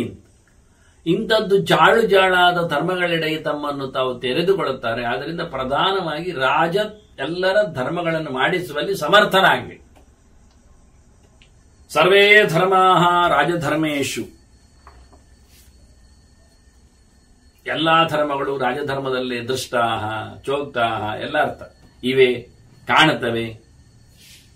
ಸರ್ವೇ ಭೋಗಾಹ ರಾಜಧರ್ಮೇಶು, ರಾಜಧರ್ಮದಲ್ಲಿ ಎಲ್ಲ ವೈಭವಗಳಿಗೆ ಅವಕಾಶ ಉಂಟು. ಸರ್ವೇ ಯೋಗಾಹ ರಾಜಧರ್ಮೇಶು ಯೋಕ್ತಾಹ, ಎಲ್ಲ ಯೋಗಗಳು ರಾಜಧರ್ಮದಲ್ಲಿ ಮಾಡಲಿಕ್ಕೆ ಬರ್ತವೆ. ಎಷ್ಟೆಷ್ಟು ದೊಡ್ಡ ದೊಡ್ಡ ಕೆಲಸಗಳೆಲ್ಲ ರಾಜರಲ್ಲಿ ಆಗ್ತದೆ, ಅದು ವಿಶೇಷ. ಜನಕ ರಾಜ ಹೇಗೆ ಮಾಡ್ತಿದ್ದ, ಎಂತಹ ಯೋಗಿಯಾಗಿ ಕೊಡ್ತಿತ್ತು. ಅಷ್ಟೆಲ್ಲ ಋಷಿಗಳೆಲ್ಲ ಬರ್ತಿದ್ರು, ಸನಕಾದಿಗಳೆಲ್ಲ. ಹಾಗೆ ಭೀಷ್ಮನಿಗೆ ಹಸ್ತಿನಪುರದಲ್ಲಿ ಕಮ್ಮಿ ಇಲ್ಲ, ಧೃತರಾಷ್ಟ್ರನಿಗೆ ಏನು ವೈಭವ. ಭೋಗ ಅಂದ್ರೆ ತಿನ್ಲಿಕ್ಕೆ ಮಾತ್ರ ಅಂತಲ್ಲ, ಎಂತ ದೊಡ್ಡ ದೊಡ್ಡ ಜನರು, ಭೀಷ್ಮ, ದ್ರೋಣ, ವಿದುರ ಅಂತವರೆಲ್ಲ ಅವನ ವರ್ತಿಗಳಾಗಿದ್ದಾರೆ, ಸಹವರ್ತಿಗಳಾಗಿದ್ದಾರೆ ಅಂತ ಕಮ್ಮಿಯ. ಅಂದು ಸರ್ವೇ ಯೋಗಾಹ ರಾಜಧರ್ಮೇಶು ಚೋಕ್ತಾಹ, ಸರ್ವೇ ತ್ಯಾಗಾಹ, ಸರ್ವೇ ಲೋಕಾಹ, ಎಲ್ಲ ಜನರು ಅಲ್ಲೇ ಇದ್ದಾರೆ, ಇಡೀ ಲೋಕವೇ ಅಲ್ಲಿ ಉಂಟು. ರಾಜ ಎಲ್ಲ ಲೋಕವನ್ನು ಪಡೀಲಿಕ್ಕೆ ಆಗುತ್ತೆ ಅವನು. ಯಜ್ಞ ಯಾಗಗಳಿಂದ, ಬಹಳ ಅದ್ದೂರಿಯಾದಂತಹ ಕಥೆಗಳಿಂದ ನೋಡಿ. ಪಾಂಡು ಸ್ವರ್ಗಕ್ಕೆ ಹೋಗಬೇಕಂದ್ರೆ ರಾಜಸೂಯದ ಕಥೆ ಹೇಗಾಯ್ತು ಮಕ್ಕಳಿಂದ ಅಂತ. ಸರ್ವಾ ವಿದ್ಯಾ ರಾಜಧರ್ಮೇಶು ಯೋಕ್ತ, ಸರ್ವಾ ದೀಕ್ಷಾ, ಎಲ್ಲ ಬಗೆಯ ದೀಕ್ಷೆಗಳು, ಎಲ್ಲ ಬಗೆಯ ವಿದ್ಯೆಗಳು ರಾಜಧರ್ಮದಲ್ಲೇ ಉಂಟು. ಯಾವುದಿಲ್ಲ ರಾಜಧರ್ಮದಲ್ಲಿ. ರಾಜನ ಧರ್ಮದಲ್ಲಿ ಎಲ್ಲದರ ಸಮಾವೇಶ ಆಗ್ತದೆ, ನೋಡ್ಲಿಕ್ಕೆ ಬರ್ತದೆ. ತಸ್ಮಾತ್ ಧರ್ಮ ರಾಜಧರ್ಮಾತ್ ವಿಶಿಷ್ಟ ನಾಣ್ಯ ಲೋಕೆ ವಿದ್ಯತೆ ಅಜಾತ ಶತ್ರೋ. ಧರ್ಮರಾಜನಿಗೆ ಕರೆದು ಹೇಳುತ್ತಾನೆ, ರಾಜಧರ್ಮಕ್ಕಿಂತ ದೊಡ್ಡದಾದ ಇನ್ನೊಂದು ಧರ್ಮವೇ ಇಲ್ಲ ಎಲ್ಲಿಯೂ. ಅಂದ್ರೆ ಏನೊಂದು, ಈಗ ಧರ್ಮರಾಜ ಇನ್ನೇನು ಅರಸೊತ್ತಿಗೆಯಲ್ಲಿ ಕೂತು ಗಟ್ಟಿಯಾಗಿ ರಾಜ್ಯಭಾರ ಮಾಡುತ್ತಾ ಇಲ್ಲ. ಅವನಿಗೆ ಒಳಗೆ ಪುಕ್ಕು ಇದೆ, ನೋವು ಇದೆ, ಸಾವಿನ ಬಿಸಿ ಇದೆ. ಇನ್ನು ಭೀಷ್ಮರು ಮುಗಿಲಿಲ್ಲ, ನಾವು ಕಥೆಯಲ್ಲಿ ನೋಡಿದ್ದಷ್ಟೇ. ಭೀಷ್ಮರು ಸಂವಾದದಲ್ಲಿ ಕೂತಿದ್ದಾರೆ, ಉತ್ತರ ಕೊಡ್ತಾ ಇದ್ದಾರೆ. ಅವರು ಹೇಳ್ತಾರೆ, ರಾಜ ಧರ್ಮವೇ ಪ್ರಧಾನ ಮಾರಾಯ, ಹೋಗಿ ಸಿಂಹಾಸನಾರೂಢನಾಗಬೇಕು ನೀನು. ಮುಂದೆ ಹೇಳ್ತಾನೆ, ಇದಷ್ಟೇ ಹೇಳಿ ಭೀಷ್ಮ ಕೊನೆಗೆ ಹೇಳುತ್ತಾನೆ, ನೀನ್ ಮಾಡಿದ್ ಚೆನ್ನಾಗಿದೆ ಅಂತ. ನಾನು ಕಳೆದ ಬಾರಿ ಹೇಳಿದ್ದೆ ಹಾಗೆ ಹೇಳಲಿಕ್ಕೆ ಉಂಟು ಮುಂದೆ ಅಂತ. ತುಂಬಾ ತಡ ಇದೆ, ಎಲ್ಲ ಮಾತುಗಳು ಹೇಳಿಸಿ ಅವನನ್ನು ತಯಾರು ಮಾಡುವ ರೀತಿ ಅದು. ಧರ್ಮರಾಜನಿಗೆ ಎಲ್ಲ ಧರ್ಮಕ್ಕಿಂತ ಮಿಗಿಲಿದೆ ನೋಡು. ಚಾತುರಾಶ್ರಮ್ಯ ಧರ್ಮಾಶ್ಚ ಜಾತಿ ಧರ್ಮಾಶ್ಚ ಪಾಂಡವ ಲೋಕ ವೇದೋತ್ತರಾಶ್ಚ ಇವ ಕ್ಷಾತ್ರ ಧರ್ಮೇ ಸಮಾಹಿತ. ಬ್ರಹ್ಮಚಾರಿ ಕಾಣಿಕೆ ಕೇಳಲಿಕ್ಕಿಲ್ಲೇ ಬರುದಾ? ಗುರು ಕಾಣಿಕೆ. ಗೃಹಸ್ಥ ಅದರಲ್ಲಿ ಒಳ್ಳೆ ರೀತಿಯಿಂದ ಯಜ್ಞಯಾಗ ಮಾಡ್ತಾ ಇದ್ರೆ ರಾಜರಿಂದ ಅವನಿಗೆ ಅವಕಾಶ ಇದೆ, ರಕ್ಷೆ ಇದೆ, ಸಹಾಯ ಇದೆ ಬೊಕ್ಕಸದಿಂದ. ಅದರೊಟ್ಟಿಗೆ ಕ್ಷತ್ರಿಯರು ವೈಶ್ಯರು ಬೇಕಾದ ವ್ಯವಹಾರಗಳಿಗೋಸ್ಕರ ಅವಕಾಶ ಕೊಡ್ತಾರೆ. ಪರಿಚಾರಕರು ನಿರಂತರವಾಗಿ ರಾಜರಲ್ಲಿ ಕೆಲಸಕ್ಕೆ ಅವಕಾಶಗಳು. ಎಷ್ಟೆಲ್ಲ ದೊಡ್ಡ ದೇವಸ್ಥಾನಗಳನ್ನು ಕಟ್ತಾರೆ, ಇಷ್ಟಾಪೂರ್ತವನ್ನು ಮಾಡುವಲ್ಲಿ. ಜನರಿಗೆ ಬೇಕಾದಂತಹ ರಸ್ತೆ ಸೌಲಭ್ಯ, ವಾಹನ ವ್ಯವಸ್ಥೆ, ದೀಪದ ಕ್ರಮ, ಇವನ್ನೆಲ್ಲ ರಾಜರಿಂದ ಮಾಡ್ತಾ ಇದ್ದದ್ದು. ಅದರೊಟ್ಟಿಗೆ ಅರವಟ್ಟಿಗೆ ಸರೋವರ, ನೀರಿನ ಕಾಲುವೆ, ವಿಶ್ರಾಂತಿ ಗೃಹಗಳು, ವಿಶ್ರಾಂತಿ ಧಾಮ, ಪಯಣಿಕರಿಗೆ ಮತ್ತೆ ಧರ್ಮಛತ್ರಗಳು, ಭೋಜನ ಶಾಲೆ, ಇವನ್ನೆಲ್ಲ ಮಾಡಿಕೊಡುತ್ತಾರೆ. ಇಷ್ಟಾಗಿ ಮನೋರಂಜನೆ ಬೇಕಾದಂತಹ ಕುಸ್ತಿ ಸೌಕರ್ಯ ಅದನ್ನು ರಾಜರು ಮಾಡುತ್ತಾ ಇದ್ರು. ಮಹಾಮಲ್ಲೋತ್ಸವಗಳು, ಉತ್ಸವಗಳು, ದೀಪೋತ್ಸವಗಳು ಏನೆಲ್ಲ ಮಾಡ್ತಿರ್ಲ. ಹಾಗಾಗಿ ರಾಜರಲ್ಲಿ ಎಲ್ಲ ಆಶ್ರಮದವರು, ಅದರೊಟ್ಟಿಗೆ ಕಾಡಿನಲ್ಲಿ ಕೂತವರಿಗೆ, ಸನ್ಯಾಸಿಗಳಿಗೆ, ಎಲ್ಲ ಜಾತಿ ಧರ್ಮಾಶ್ಚ ಎಲ್ಲ ಜಾತಿಯವರು ಸಹ ರಾಜನಲ್ಲಿ ನಿಂತಿದ್ದಾರೆ. ಲೌಕಿಕವಾದ ಕೆಲಸಗಳು, ವೇದದಲ್ಲಿ ಹೇಳಲ್ಪಟ್ಟಂತಹ ಮಾತುಗಳು, ಅದಕ್ಕೆ ಬೇಕಾದಂತಹ ತಂತ್ರಾಂಶಗಳು ಎಲ್ಲವೂ ರಾಜನ ಅನುಗ್ರಹದಿಂದ ನಡೀತದೆ. ಸರ್ವಾಣ್ಯೇತಾನಿ ಕರ್ಮಾಣಿ ಕ್ಷಾತ್ರೇ ಭರತ ಸಪ್ತಮ. ಕ್ಷತ್ರಿಯರ ನೆಲೆಯಲ್ಲಿ ಎಲ್ಲ ಕರ್ಮಗಳಿಗೂ ಅವಕಾಶ ಉಂಟು. ಎಲ್ಲದಕ್ಕೂ ರಾಜರನ್ನು ಕರೀತಾರೆ, ಎಲ್ಲದಕ್ಕೂ ಬೊಕ್ಕಸದ ಕಥೆ ಇದೆ, ಎಲ್ಲದಕ್ಕೂ ರಾಜನ ಸಂಬಂಧ ಇದೆ. ಎಲ್ಲವೂ ರಾಜಗಾಮಿ ಪುಣ್ಯಗಳೆಲ್ಲ. ಅದನ್ನು ಏನು ಮಾಡಿದ್ರು ಭವಂತಿ ಚ ನೋಡ್ಲಿಕ್ಕೆ ಹೋದ್ರೆ ಭವಂತಿ ಜೀವಲೋಕಾಕ್ಷ ಕ್ಷತ್ರಧರ್ಮೇ ಪ್ರತಿಷ್ಠಿತ. ಎಲ್ಲಾ ಜನರು ಸಹ ಕ್ಷತ್ರಿಯನನ್ನೇ, ರಾಜನನ್ನೇ ಇಷ್ಟಪಡುತ್ತಾರೆ, ಅವನ ಧರ್ಮವನ್ನೇ ನೋಡ್ತಾರೆ. ನೋಡಿ, ಇವತ್ತು ನಾವು ರಾಜನನ್ನು ಆಯ್ಕೆ ಮಾಡುವುದಾಗಿದ್ದರೂ ಅವನಲ್ಲಿರತಕ್ಕಂಥ ಯೋಗ್ಯತೆ ನೋಡಿ, ಅಂದ್ರೆ ಎಲ್ಲಾ ಜೀವರು ರಾಜನಲ್ಲಿ ನೆಲೆಗೊಳ್ತಾರೆ. ಹೇಳಿದಕ್ಕೆ ಹಿಂದೆ ಕಾಲದಲ್ಲಿ ಹಾಗೆ ರಾಜ ನೋಡಿಕೊಳ್ಳಲಿಕ್ಕಿದ್ದ, ಅರಸೊತ್ತಿಗೆ ಇತ್ತು, ಆದರೆ ಪ್ರಜೆಗಳು ಅವನನ್ನು ಕಂಟ್ರೋಲ್ ಮಾಡ್ತಿತ್ತು. ನೋಡಿ ಹೇಗೆ ವೇನರಾಜನನ್ನು ಸಿಂಹಾಸನದಿಂದ ಇಳಿಸಿ ಅವನನ್ನು ಸಾಯಿಸಿ ಅವನ ದೇಹವನ್ನು ಕಡೆದು ಅಲ್ಲಿಂದ ಮತ್ತೆ ರಾಜನನ್ನು ಹೇಗೆ ಮಾಡಲಿಲ್ಲ. ಹಾಗಾಗಿ ಅನ್ಯಾಯ ಮಾಡಿದ್ರೆ ಪ್ರಜೆಗಳೇ ಶಿಕ್ಷೆಯನ್ನು ಕೊಡುತ್ತಾರೆ. ಹಾಗಾಗಿ ಎಲ್ಲರೂ ರಾಜನನ್ನು ಇಷ್ಟಪಡುತ್ತಿದ್ರು. ಎಲ್ಲಾ ಕರ್ಮಗಳು ಸರ್ವಾಣ್ಯೇತಾನಿ ಕರ್ಮಾಣಿ ಕ್ಷಾತ್ರೇ ಭರತ ಸಪ್ತಮ. ಎಲ್ಲಾ ಕೆಲಸಗಳು ಕ್ಷತ್ರ ಧರ್ಮದಲ್ಲಿ ಆಗ್ತಾ ಇದ್ದಾಗ ನಿರಾಶಿಷಃ ಜೀವಲೋಕ ಕ್ಷತ್ರಧರ್ಮ ಅವ್ಯವಸ್ಥಿತ. ರಾಜ ಚೆನ್ನಾಗಿಲ್ಲ, ನೋಡಿಕೊಳ್ಳುವುದಿಲ್ಲ ಅಂತಾದ್ರೆ ಇಡೀ ಜಗತ್ತು, ಪ್ರಜೆಗಳು ಎಲ್ಲ ತಮ್ಮ ತಮ್ಮ ಆಸೆಗಳಿಂದ ವಂಚಿತರಾಗ್ತಾರೆ, ಮಾಡ್ಲಿಕ್ಕೆ ಆಗ್ತಾರೆ. ಯಜ್ಞಯಾಗಗಳನ್ನು ಮಾಡುವಲ್ಲಿ ಬ್ರಾಹ್ಮಣರು ಇತರ ಕಳ್ಳಕಾಕರಿಂದ ಉಪಟಳಕ್ಕೊಳಗಾದ್ರೆ, ಚೆನ್ನಾಗಿ ರಾಜ ನೋಡಿಕೊಳ್ಳುವುದಿಲ್ಲ ಆದ್ರೆ, ರಾಜಭಟರ ರಕ್ಷಣೆ ಇಲ್ಲ ಅಂತಾದ್ರೆ ಕಥೆನಾಗ್ತಿತ್ತು. ಹಾಗೆ ಒಬ್ಬ ವ್ಯಾಪಾರಿ ಬೇಕಾದಾಗಿ ವ್ಯವಹಾರ ಮಾಡುತ್ತಾ ಕೃಷಿ ಗೋರಕ್ಷೆ ಎಲ್ಲ ಮಾಡ್ತಾ ಇದ್ದವ, ಅವನಿಗೆ ದರೋಡೆಕೋರರಿಂದ ಉಪಟಳಾಗಿ ಅವನ ಸೊತ್ತುಗಳೆಲ್ಲ ಕದಿಯಲ್ಪಟ್ರೆ, ಸಾರ್ಥವಾಹರಾಗಿ ಅವರು ಒಂದು ಕಡೆಯಿಂದ ಇನ್ನೊಂದು ಕಡೆಗೆ ಸಂಪತ್ತಿನೊಡೆನಾಚೀಚೆ ಹೋಗ್ಲಿಕ್ಕೆ ಬಿಡುವುದಿಲ್ಲ ಅಂತಾದ್ರೆ, ಆ ನೆಲೆಯಲ್ಲಿ ರಾಜ ಗಡಿಯ ಜಾಗದಲ್ಲಿ ಅಥವಾ ಅವರ ವ್ಯವಹಾರದಲ್ಲಿ ಕಾಡುದಾರಿಯಲ್ಲಿ ರಕ್ಷಣೆ ಕೊಡುವುದಿಲ್ಲ ಆದ್ರೆ ಆ ದೇಶದಲ್ಲಿ ವ್ಯಾಪಾರ ಚೆನ್ನಾಗಿ ಆಗುತ್ತಾ? ನೋಡಿ, ಯಜ್ಞಯಾಗಗಳು, ಬ್ರಾಹ್ಮಣ ಧರ್ಮಗಳು ಚೆನ್ನಾಗಿ ನಡೆಯುವುದಿಲ್ಲ, ವ್ಯಾಪಾರ ವ್ಯವಹಾರಗಳು ಚೆನ್ನಾಗಿ, ಅವರೆಲ್ಲ ಬಿಟ್ಟು ಹೋಗ್ತಾರೆ, ಈ ದೇಶವನ್ನು ಬೇರೆ ಕಡೆ ಹೋಗ್ತಾರೆ. ಅದನ್ನ ಎಲ್ಲವೂ ನಿಂತದ್ದು ರಾಜ ಗಟ್ಟಿ ಇದ್ರೆ ಅವನು ಅವ್ಯವಸ್ಥಿತನಾದರೆ ಪ್ರಜೆಗಳು ಅವನ ಮೇಲೆ ಭರವಸೆಯನ್ನು ಕಳ್ಕೊಳ್ತಾರೆ, ಅವನನ್ನು ಮತ್ತೆ ಆಯ್ಕೆ ಮಾಡುವುದಿಲ್ಲ, ನಿಲ್ಲಿಸ್ತಾರೆ. ಅಂದ ಪ್ರಜೆಗಳು ಅವರ ಆಶೋತ್ತರಗಳಿಂದ ಬದುಕನ್ನು ಹಸನುಗೊಳಿಸಲಿಕ್ಕೆ ರಾಜ ಚೆನ್ನಾಗಿ ಧರ್ಮಗಳನ್ನು, ತನ್ನ ಧರ್ಮವನ್ನು, ರಾಜಧರ್ಮವನ್ನು ಚೆನ್ನಾಗಿ ನೋಡಿಕೊಂಡು ಪ್ರಜೆಗಳ ಕ್ಷೇಮವನ್ನು, ರಕ್ಷಣೆಯನ್ನು ಚೆನ್ನಾಗಿ ಮಾಡಿದರೆ ಆಗ್ತದೆ. ಧರ್ಮಗಳ ಬಗ್ಗೆ ಬಹಳ ಪೂರ್ಣವಾದ ವ್ಯಾಖ್ಯೆ ಚಿಂತನೆ ಕೊಡುವುದು ಕಷ್ಟ ಅಂತ.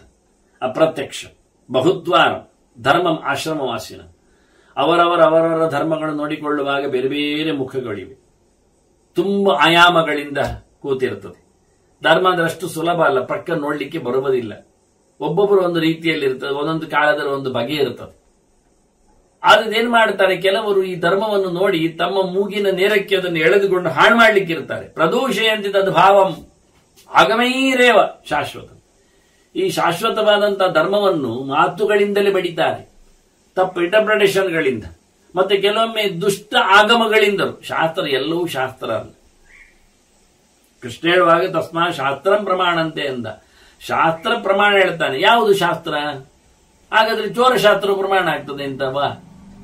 ಕಳ್ಳರಿಗೆ ಒಂದುಂಟು ಕತೆ, ದರೋಡೆಗೋರರಲ್ಲಿ ಒಂದು ಅವರದ್ದು ಪದ್ಧತಿ ಉಂಟು ಅಂತ ಹೇಳಿಕೊಂಡ್ರೆ, ಯಾವ ಧರ್ಮದಲ್ಲಿ ತನ್ನ ಧರ್ಮದಲ್ಲದವರನ್ನು ಕೊಲ್ಲಬೇಕು, ಬಡಿಬೇಕು ಅಂತ ಇರ್ತದೋ ಅದು ಧರ್ಮವೇ ಅಲ್ಲ. ಯಾಕೆ? ಅಹಿಂಸಾ ಪರಮೋ ಧರ್ಮ ಅಂತಲ್ವಾ? ಧರ್ಮದ ಹೆಂಡತಿ ಅಹಿಂಸೆ ಅಲ್ವಾ? ಹಾಗಾಗಿ ಧರ್ಮ ಅಹಿಂಸಾ ರೂಪದಲ್ಲಿ ಇರ್ತದೆ. ಹಿಂಸೆ ಮಾಡ್ಲಿಕ್ಕೆ ಹೇಳುವುದೊಂದು ಧರ್ಮ ಆಗುವುದೇ? ನಾವು ತಪ್ಪು ಮಾಡಿದ್ದೆ ಅಲ್ಲಿ. ಎಲ್ಲ ಧರ್ಮದವರಿಗೂ ನಾವು ಅವಕಾಶ ಕೊಡ್ಲಿಕ್ಕೆ ಹೋಗಿ ಅವರವರ ಧರ್ಮದಿಂದ ಇರಲಿ ಬಿಡಿ ಅಂತ ಹೇಳಿದ್ರೆ, ಇಲ್ಲಿ ಒಂದು ಪಾಯಿಂಟ್ ಹಾಕಬೇಕಿತ್ತು. ಏನು ಗೊತ್ತು? ನಿಮ್ಮ ಧರ್ಮದಲ್ಲಿ ನಿಮಗೆ ಇರ್ಲಿಕ್ಕೆ ಸ್ವಾತಂತ್ರ್ಯ ಇದೆ, ಮಗದೊಬ್ಬರ ಧರ್ಮದಲ್ಲಿ ಇರತಕ್ಕ ಸ್ವಾತಂತ್ರ್ಯದ ಅಪಹಾರ ಮಾಡಲಿಕ್ಕೆ ಇಲ್ಲ ಅಂತ ಹೇಳ್ಬೇಕು. ನಾವು ಸ್ವಾತಂತ್ರ್ಯದಲ್ಲಿ ಕೇಳಿದ್ರೆ ನಿಮ್ಮ ಧರ್ಮ ಮಾಡಿಕೊಳ್ಳಿ ಹೇಳುವುದು ಅಷ್ಟರಲ್ಲಿ. ಅವರ ಧರ್ಮದಲ್ಲಿ ಏನುಂಟು ಹೇಳಿದ್ರೆ ಸುಳ್ಳು ಹೇಳುವುದು ಒಂದುಂಟು. ಯಾರತ್ರ? ಅವರ ಜಾತಿಯ ಅವರ ಜನಕ್ಕೆ, ಅವರ ಧರ್ಮಕ್ಕಲ್ಲ. ತೊಪ್ಪಿ ಹಾಕುವುದುಂಟುಂಟು, ಕಾಲಿ ಎಳೆಯುವುದುಂಟು, ಮತ್ತೆ ತಲೆಗಡಿಯುವುದುಂಟುಂಟು. ಇದು ಧರ್ಮವಾ? ಇದು ಮಾನವ ಧರ್ಮವಾ? ಎಲ್ಲ ಧರ್ಮದವರಿಗೆ ನಾವು ಮನ್ನಣೆ ಕೊಡ್ತೇವೆ ಅಂದ್ರೆ ಎಲ್ಲ ಧರ್ಮದವರು ಒಬ್ಬರೊಬ್ಬರಿಗೆ ಕಿತ್ತಾಟ ಮಾಡ್ಲಿಕ್ಕೆ ಇಲ್ಲ ಎನ್ನುವ ಒಂದು ನೆಲೆಯಲ್ಲಿಯೇ ಹೊರತು. ಇಲ್ಲಾದ್ರೆ ಎಲ್ಲ ಧರ್ಮದವರಿಗೆ ಮನ್ನಣೆ ಕೊಟ್ಟಿದ್ದೇವೆ ಹೇಳಿದ್ರೆ ಬದುಕುವುದಿಲ್ಲಿಗೆ ನಾವು. ಒಂದು ಧರ್ಮದಲ್ಲಿ ಪೂರಕ ಅಂಶಗಳಿದ್ರೆ ಮಾತ್ರ ಆಯ್ತು. ಇಲ್ಲಾದ್ರೆ ಭಾರಕ ಅಂಶಗಳು, ನಾಶಕ ಅಂಶಗಳಿದ್ರೆ ಅದನ್ನು ನಾವು ಸೋತದ್ದೆಲ್ಲಿ ಕೇಳಿದ್ರೆ, ನಿಮ್ಮ ಧರ್ಮದಂತೆ ಬದುಕಿ ಅಂತ ಹೇಳಿಕೊಳ್ಳುವುದರಲ್ಲೇ ಸೋತದ್ದು ನಾವು. ನಿಮ್ಮ ಧರ್ಮದಂತೆ ನೀವು ಬದುಕಿ, ಆದ್ರೆ ಇತರ ಧರ್ಮದವರನ್ನು ರೇಗಿಸಬೇಡಿ ಅಂತ ಹೇಳಬೇಕಿತ್ತು. ಅವರ ಧರ್ಮದಲ್ಲಿ ರೇಗಿಸಬೇಕು, ಬಡಿಬೇಕು, ಕೊಲ್ಲಬೇಕು, ಪಕ್ಕದ ಧರ್ಮವನ್ನು ಉಳಿಸಬಾರದು ಅಂತ ಉಂಟು ಹೇಳಿದ ನಾವು ಧರ್ಮದ ಕಥೆ ಹೇಗೆ ಕೇಳಿದ್ರೆ ಇನ್ಯಾವ ಧರ್ಮವನ್ನು ಉಳಿಸಬಾರದು ಅಂತಾದ್ರೆ, ಹಾಗಾದ್ರೆ ನಮ್ಮ ದೇಶದಲ್ಲಿ ಎಲ್ಲ ಧರ್ಮಗಳಿಗೆ ಮನೆಯಲ್ಲಿ ಬರ್ತದೆ. ಇದನ್ನು ಉಲ್ಲೇಖ ಮಾಡಿದ. ಅಪ್ರತ್ಯಕ್ಷಂ ಬಹುದ್ವಾರಂ ಧರ್ಮಮಾಶ್ರಮವಾಸಿನ. ಅವರವರ ಆಶ್ರಮಗಳಲ್ಲಿ ಮಾಡತಕ್ಕಂಥ ಧರ್ಮಗಳು ಬಹಳ ಮುಖದಲ್ಲಿ ಇರ್ತವೆ. ಪ್ರದೂಷೆಯಂತಿ ತದ್ಭಾವಂ. ಆ ಧರ್ಮದಲ್ಲಿ ಇರತಕ್ಕಂಥ ರೂಪ ವಿಶೇಷಗಳನ್ನು, ತಾತ್ಪರ್ಯ ಸಂಗತಿಯನ್ನು, ಅದರ ಇರುವಿಕೆಯನ್ನೇ ಕೆಲವರು ಇತರ ಮಾತುಗಳಿಂದ ದೂಷಣೆ ಮಾಡ್ತಾರೆ, ಹಾಳು ಮಾಡಲಿಕ್ಕೆ ನೋಡ್ತಾರೆ, ಬಡಿಲಿಕ್ಕೆ ನೋಡ್ತಾರೆ. ಅಪರೇ ವಚನೈ ಪುಣ್ಯೈ ವಾದಿನಃ ಲೋಕನಿಶ್ಚಯೇ ಅನಿಶ್ಚಯಜ್ಞಾ ಧರ್ಮಾಣ. ಕೆಲವರಿಗೆ ಮಾತುಗಳು ಸಿಗ್ತವೆ, ಒಳ್ಳೆ ಮಾತುಗಳು, ಪುಣ್ಯವಚನಗಳು ಸಿಗ್ತವೆ. ಆಗಮಗಳು ಅಂದ್ರೆ ಸುಮಾರು ಆಗಮಗಳುಂಟು. ಯಾಕೆಂದ್ರೆ ಹೇಳಿದ್ದೆಲ್ಲ ಶಬ್ದಗಳು ಪ್ರಮಾಣ ಆಗುವುದಿಲ್ಲ. ಸುಳ್ಳುಗಾರ ಹೇಳಿದ ಶಬ್ದ ಪ್ರಮಾಣ ಆಗುವುದೇ ಯಾವಾಗ? ಅವನ ಜನರಿಗೆ ಪ್ರಮಾಣ ಆಗುವುದಿಲ್ಲ. ಮಂಡ್ಯ ಸಮ ಇಲ್ಲದವ ಹೇಳುವಾಗ ಪ್ರಮಾಣ ಆಗುವುದು ಹೇಗೆ? ಯಾಕೆ? ಅವನಿಗೆ ಗೊತ್ತುಂಟು ನಾನು ಮಂಡ್ಯ ಸಮ, ಅವನಿಗೆ ಗೊತ್ತಿಲ್ಲ, ಉಳಿದವರಿಗೆ ಗೊತ್ತುಂಟು ಮಂಡ್ಯ ಸಮ ಇಲ್ಲ ಅಂತವ. ಬಾಯಿ ಸರಿ ಇಲ್ಲದವ ಹೇಳುವ ಶಬ್ದ ಎಲ್ಲಿ ಪ್ರಮಾಣ ಆಗುವುದು? ಯಾಕೆ? ಅವನು ಅಂಗವೈಕಲ್ಯ ಉಂಟವನಲ್ಲಿ, ಬಾಯಿಯಲ್ಲಿ ಹುಣ್ಣಾಗಿದೆ, ನಾಲಿಗೆ ಹಾಳಾಗಿದೆ, ಹಲ್ಲು ಬಿದ್ದೋಗಿದೆ, ಇಂಥವನು ಹೇಳುವ ಶಬ್ದ ಪ್ರಮಾಣ ಆಗುವುದು ಯಾವಾಗ? ಅವನು ಒಳ್ಳೆಯವನಿರ್ಬೋದು, ಹೇಳುವಾಗ ಆ ಶಬ್ದ ಪ್ರಮಾಣ ಆಗುವುದಿಲ್ಲ. ಊಟ ಕೂತಾಗ ಸಾವು ಬಂತು ಅಂತ ಹೇಳಿದಾಗೆ, ಹಲ್ಲು ಸರಿ ಇಲ್ಲದವನು ಸಾರು ಬಂತು ಹೇಳಬೇಕಿತ್ತು, ಅವನು ರಕಾರ ಬರಲಿಲ್ಲ, ಸಾವು ಬಂತು ಅಂದ, ಅದು ಸತ್ಯಾಂಶ ಆಯ್ತಾ? ಆನಂತರ ಪ್ರತಾರಕರು, ಮೋಸಗಾರರು, ತಪ್ಪಿಸುವವರು, ವಿದೂಷಕರು ಬೇಗ ಎಲ್ಲ ಹೇಳ್ತಾರೆ. ನದಿ ತೀರೆ ಪಂಚಬಲಾನಿ ಸಂತಿ ಅಂತಾರೆ. ನದಿಯ ದಡದಲ್ಲಿ ಬಂಗಾರದ 5 ಹಣ್ಣು ನೋಡಿದ್ದೇನೆ ಅಂತಾನೆ. ಅದು ಸುಳ್ಳೆ. ಅಂದ್ರೆ ಏನ್ ಮಾಡಿದವ? ಬಂಗಾರದ 5 ಹಣ್ಣುಗಳು ಅಂದ್ರೆ ಅದು ಹಳದಿ ಬಣ್ಣದ್ದು ಪುಷ್ಪ ಇತ್ತವನು ಹೇಳಿಬಿಟ್ಟವ. ಕಾಯಿ ಇತ್ತು, ಮಾವಿನ ಹಣ್ಣು, ಅದು ಹಳದಿ ಇತ್ತು, ಬಂಗಾರ ಅಂತ ಹೇಳಿಬಿಟ್ಟ. ಅದು ತಮಾಷೆಗೆ ಅಂತ ನೋಡಿ. ಇಂಥ ಕಡೆಯಲ್ಲಿ ತಮಾಷೆ ಹೇಳುವಲ್ಲಿ, ಸುಳ್ಳು ಹೇಳುವಲ್ಲಿ, ಗ್ಯಾಂಬ್ಲಿಂಗ್ ಅಲ್ಲಿ, ವಿವಾದ ಬರುವಲ್ಲಿ, ತಪ್ಪಿಸಿಕೊಳ್ಳುವಲ್ಲಿ, ಸಾಕ್ಷಿ ವಿಷಯದಲ್ಲಿ ಎಲ್ಲ ಕೆಲವೊಮ್ಮೆ ಪ್ರಮಾಣ ಆಗುವುದಿಲ್ಲ ಶಬ್ದಗಳು. ಮಕ್ಕಳ ಶಬ್ದಗಳು ಪ್ರಮಾಣ ಆಗ್ತಾವ? ಅವುಗಳಿಗೆ ಗೊತ್ತೇ ಇಲ್ಲ. ಏನು ತಟ್ಟಿರಾಯ ಕುಣಿತಾನೆ ಅಂತ ಹೇಳ್ತಾರೆ ಅವರು, ಬಂದ ಅಂತ ಹೇಳ್ತಾರೆ, ಬಿದ್ದ ಅಂತ ಹೇಳ್ತಾರೆ. ಅವನಿಗೆ ತಟ್ಟಿರಾಯನ ಒಳಗಿರತಕ್ಕ ವ್ಯಕ್ತಿಯ ಅಂಶವೇ ಗೊತ್ತಿಲ್ಲ ಅವರಿಗೆ. ಹೀಗಾಗಿ ಬಾಲಿಶರು, ಹುಚ್ಚರು, ಅಂಗವಿಕಲರು, ವಿದೂಷಕರು ಈ ಎಲ್ಲ ಇಂತಹ ಮಹತ್ವಗಳು ಯಾವಾಗಲೂ ಪ್ರಮಾಣ ಆಗುವುದಿಲ್ಲ. ಅದರಿಂದ ಶುದ್ಧವಾಗಿರಬೇಕು. ಎಲ್ಲ ಆಗಮಗಳು ಕೆಲವೊಮ್ಮೆ ಹೀಗೆ ಇರ್ತವೆ. ಯಾಕೆಂದ್ರೆ ಭಾಷೆಗಳನ್ನು ಬೇರೆ ಮಾಡ್ತಾರೆ ಅವರು. ಅದರಲ್ಲಿ ಎಲ್ಲಿ ಮಕ್ಕಳ ಭಾಷೆ ಬಂತು, ಎಲ್ಲಿ ಪ್ರತಾರಕರಿದ್ದಾರೆ ಕೇಳಿದ್ರೆ ಕೆಲವು ಮೋಹವಾಕ್ಯಗಳು ಉಂಟಲ್ಲಿ. ಆದ್ರಿಂದ ನಾವು ಆ ಶಾಸ್ತ್ರಗಳನ್ನೇ ವಿಭಾಗ ಮಾಡಿದ್ದೇವೆ. ತಾಮಸ ವಿಭಾಗ, ರಾಜಸ ವಿಭಾಗ, ಸಾತ್ವಿಕ ವಿಭಾಗ ಅಂತ. ಮೇಲ್ನೋಟಕ್ಕೆ ಹೇಳುವಾಗ ಹೀಗೆ, ಒಳನೋಟದಲ್ಲಿ ಹೀಗೆ, ರಹಸ್ಯಾರ್ಥದಲ್ಲಿ ಹೀಗೆ, ಗುಟ್ಟಿನ ವಿಷಯ ಹೀಗೆ, ಇಂಥದ್ದೆಲ್ಲ ಅನೇಕ ಭಾಷೆಯ ಮಾಧ್ಯಮಗಳಿಂದ ಇದು ಬೇಕಾಗ್ತದೆ. ಈಗ ವಿದುರನೇ ಧರ್ಮರಾಜ ವಾರಣಾವತಕ್ಕೆ ಹೊರಟಾಗ, ಹೋಗುವ ಪ್ರಸಂಗ ಬಂದಾಗ ವಿದುರನ್ನೇ ಗುಟ್ಟಾಗಿ ರಹಸ್ಯವಾಗಿ ಭಾಷೆಗಳಲ್ಲಿ ಮಾತಾಡಿದವನಿಗೆ ಬರುವ ಆಪತ್ತಿನ ಎಚ್ಚರ ಮಾಡಲಿಕ್ಕೆ. ಯಾಕೆ ಸ್ಪಷ್ಟವಾಗಿ ಎಲ್ಲರದ್ದು ಹೇಳಬಹುದಿತ್ತಲ್ಲ ಅಂದ್ರೆ ಹೇಳಲಿಕ್ಕೆ ಆಗೋದಿಲ್ಲ, ಅದು ರಾಜರಹಸ್ಯ. ಹೀಗೆ ಬಳಸಬೇಕಾಗ್ತದೆ. ಹಾಗೆ ಪುರಾಣಗಳು ಸಹ ಬಳಸಿವೆ, ಮಾತಾಡಿವೆ, ಶಾಸ್ತ್ರಗಳು ಹಾಗಿವೆ. ಆದ್ರಿಂದ ಶುದ್ಧವಾದ ಶಾಸ್ತ್ರಗಳಿಂದ ಕೆಲವರಿಗೆ ನಿರ್ಣಯ ಮಾಡಲಿಕ್ಕೆ ಬರ್ತದೆ, ಲೋಕದಲ್ಲಿ ನಿಶ್ಚಯ ಆಗ್ತದೆ. ಆದ್ರೆ ಅವರಿಗೆ ಎಂಥದ್ದು ನಿಶ್ಚಯ ಮಾಡುವುದು ಗೊತ್ತಿಲ್ಲ, ಸಿಕ್ಕಿಬೀಳುತ್ತಾರೆ. ಇನ್ನು ಕೆಲವರು ಅದೃಷ್ಟಾಂತೆ ಪರೇರತ, ಇನ್ನು ಕೆಲವರು ಪ್ರತ್ಯಕ್ಷದಲ್ಲಿ ಏನು ಅರ್ಥ ಆಗುವುದಿಲ್ವಲ್ಲ ಧರ್ಮಕ್ಕೆ, ಅವರು ಬೇರೆ ಧರ್ಮಗಳಲ್ಲೇ ಆಸಕ್ತರಾಗಿದ್ದಾರೆ. ಅವರಿಗೆ ಖುಷಿ ಆಗುವುದನ್ನೇ ಮಾಡ್ತಾರೆ. ಈಗ ಬೆಳಿಗ್ಗೆ ಬೇಗ ಹೇಳ್ಬೇಕು ಎನ್ನುವುದು ಹೆಚ್ಚು ಕಡೆಯಲ್ಲಿ ಉಂಟು. ನಾನಿದನ್ನು ಹೇಳುವಾಗಲೇ ಸಿಕ್ಕಿಬಿದ್ದಿದ್ದೇನೆ ಒಂದ್ಸರ್ತಿ. ಹೆಚ್ಚಾಗಿ ನನ್ನ ವಾಕ್ಯಗಳಿಗೆಲ್ಲ ಉತ್ತರ ವಾಕ್ಯವನ್ನು ನೋಡದೆ ಜನ ಪ್ರಚಾರ ಮಾಡ್ತಾ ಇದ್ದಾರೆ. ಈಗ ಆಗತ್ತೆ ಬಿಡಿ ಅಂತದ್ದು, ಜನರಿಗೆ ತೀಟೆ. ಬೆಳಿಗ್ಗೆ ಬೇಗ ಸೂರ್ಯೋದಯಕ್ಕಿಂತ ಮುಂಚೆ ಎದ್ರೆ ಜಪ ಮಾಡಿದ್ರೆ ಅದಕ್ಕೆ ಫಲ ಇರುವುದು. ಸೂರ್ಯೋದಯದ ನಂತರದಲ್ಲಿ ಮಾಡಿದ್ರೆ ಅದು ಪ್ರಯೋಜನ ಇಲ್ಲ. ಅಂತೂ ಮತ್ತೆ ಇನ್ನೂ ತಡ ಮಾಡಿದ್ರೆ ಅವನು ಗೂಬೆಯಾಗಿ ಹುಟ್ಟಬೇಕಾಗತ್ತೆ. ಎಲ್ಲ ಪ್ರಮಾಣಗಳ ಚಿಂತನೆಯನ್ನು ಕೊಟ್ಟು ಬೇಗ ಇಡ್ಲಿಕ್ಕೊಂದು ಜನರಿಗೆ ಬೋಧೆ ಬಂತು. ಆದ್ರೆ ಪಕ್ಕದಲ್ಲಿ ಕೂತವರು ಹೇಳಿಯೇ ಬಿಟ್ರು. ಮತ್ತೆ ಅವರು ಬಹಳಷ್ಟು ಕಾವ್ಯ ತಜ್ಞರಿದ್ರು.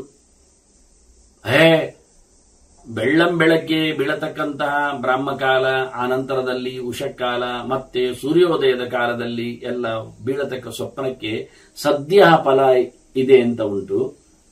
ಹಾಗಾದ್ರೆ ಸ್ವಪ್ನ ಬೀಳ್ತದೆ ಅಂತಾದ್ರೆ ನಿದ್ದೆಗೆ ಹೋಗಿರ್ಬೇಕವನು, ಮಲಗಿರ್ಬೇಕವನು.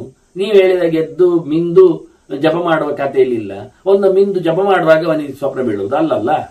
ಹಾಗಾಗಿ ಮೀಯಬಾರದು, ಏಳಬಾರದು ಅಂತ ಹೇಳಿ ಶುರು ಮಾಡಿದ್ರು.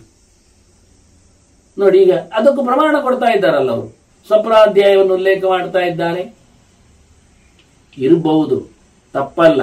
ಯಾವಾಗ ಅದು ರೋಗಿಗೆ ಹೇಳಿದ ವ್ಯವಸ್ಥೆ, ನಿಜವಾಗಿ ಅಶಕ್ತನು ಮಲಗಿದ್ದಾಗ ಸಮರ್ಥನಿಗೆ ಹೇಳಿದ್ದ. ಮತ್ತೆ ಸ್ವಪ್ನ ಆಗ್ಲಿಕ್ಕೆ ಮಲಗಲಿಕ್ಕೆ ಇರತಕ್ಕಂಥ ಕೆಲವೊಂದು ಸನ್ನಿವೇಶಗಳು ಶಿಲ್ಪಶಾಸ್ತ್ರಗಳಲ್ಲಿ ಬರ್ತವೆ. ಅದಕ್ಕೆ ಅವನು ಊಟ ಮಾಡದೇ ಇರಬೇಕು.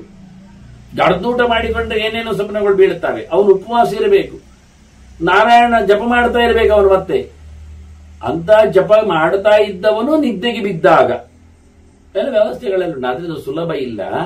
ಶಾಸ್ತ್ರಗಳು ಒಂದೊಮ್ಮೆ ಹೊಡೆದುಕೊಳ್ಳುವುದಾದ್ರೆ ಅದು ನಾನು ಶಾಸ್ತ್ರವೇ ಎಲ್ಲ ಹೇಳುವವ.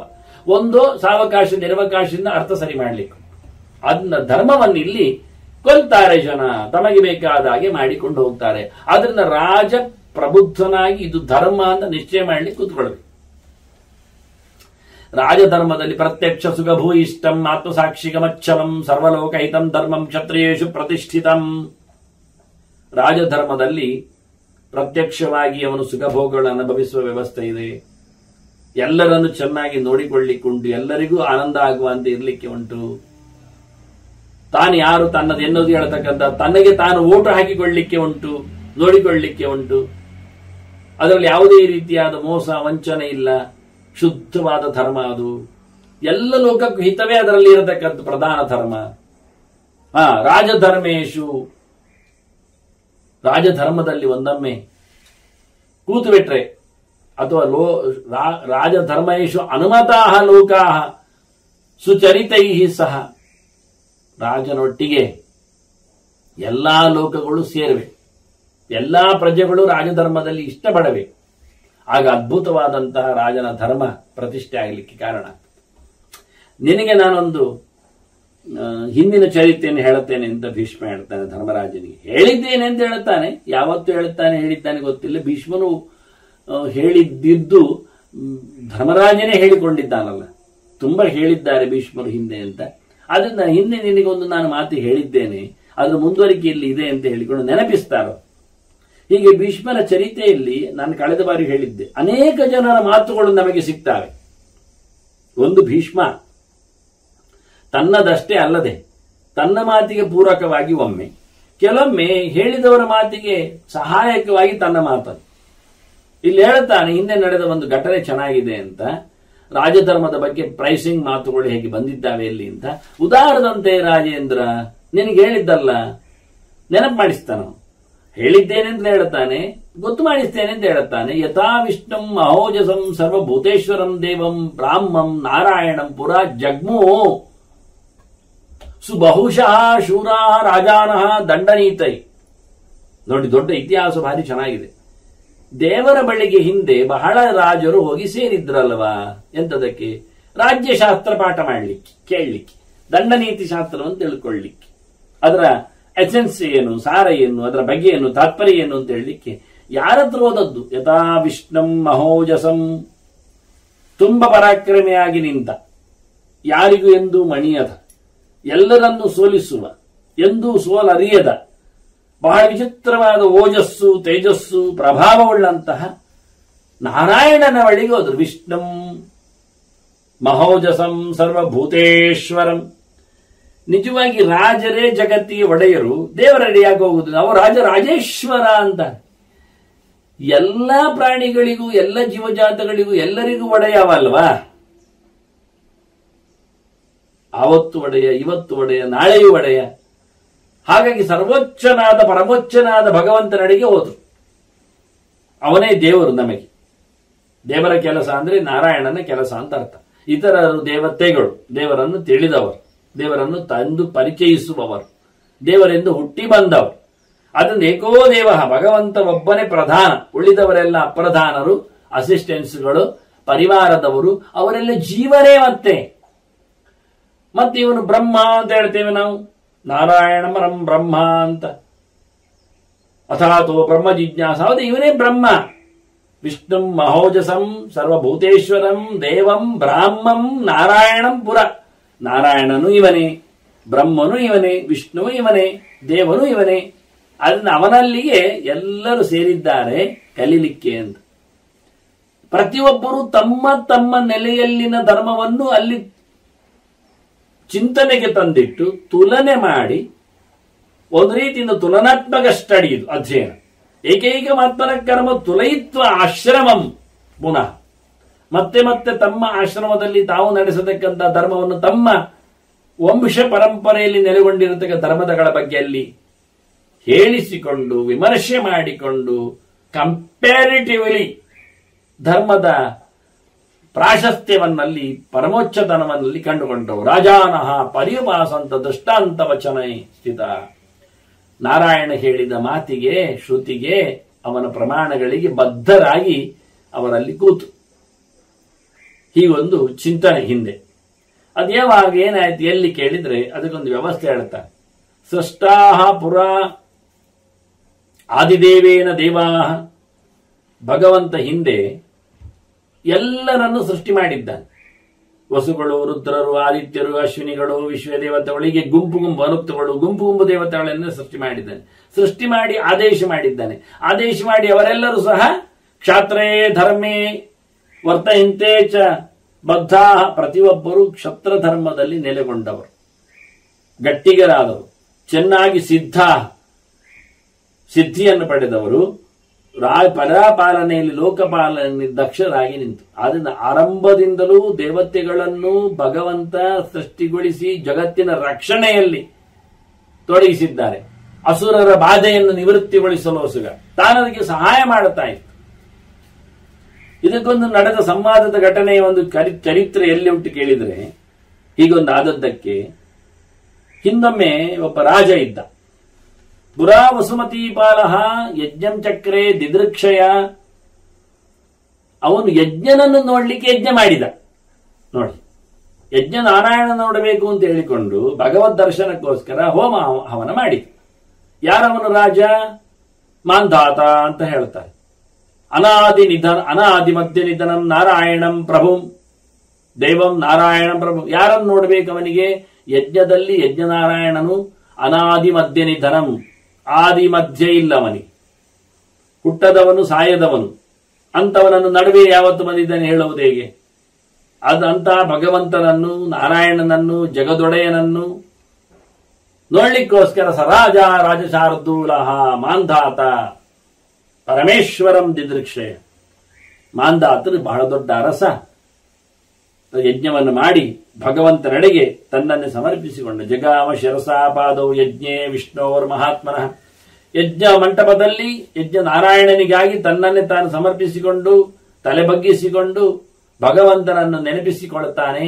ಆಗ ದೇವರು ಕಾಣಿಸಿಕೊಳ್ಳುತ್ತಾನೆ. ಹೇಗೆ? ದರ್ಶಯಾಮಾಸ ತಂ ವಿಷ್ಣು ರೂಪಮಾಸ್ತಾಯ ವಾಸವಂ. ಇಂದ್ರನಾಗಿ ಬರ್ತಾನವ. ರಾಜನಿಗೆ ದೇವರು ಅಂತ ಕಾಣಲಿಲ್ಲ, ಇಂದ್ರನೇ ಕಾಣ್ತಾ ಇದ್ದಾನೆ. ಇಂದ್ರನಾಗೇ ಬಂದಿದ್ದಾನೆ. ಇಂದ್ರನಾಗಿ ತೋರಿಸಿಕೊಟ್ಟವನಿಗೆ ಅವನೆಲ್ಲ ಇಂದ್ರ ಅಂತ ಹೇಳಿಕೊಂಡೆ ಪ್ರಶ್ನೆ ಮಾಡ್ತಾರೆ, ದೇವರ ಬಗ್ಗೆ ಹೇಳು ನನಗೆ ಅಂತ. ದೇವರ ಬಗ್ಗೆ ಹೇಳಬೇಕು ಅಂತ ಇಂದ್ರನ ನೆಲೆಯಲ್ಲಿ ಬಂದದ್ರಿಂದ ಗೊತ್ತಾಗುದಿಲ್ಲ ಹೇಗೆ ಬಂದಿದ್ದಾನೆ ಅಂತ. ರಾಜರಿಗೆಲ್ಲ ಸ್ವರ್ಗ ಸಿಗುವುದರಿಂದ ಇಂದ್ರ ಬಂದು ಕೂತಿದ್ದಾನೆ. ಸ ಪಾರ್ಥಿವೈಹಿ ವೃತಃ ಸದ್ಭಿಹಿ. ಎಲ್ಲ ರಾಜರಲ್ಲಿದ್ದವರು ಸೇರಿಕೊಂಡು ಅರ್ಚಯಾಮಾಸ ತಂ ಪ್ರಭು.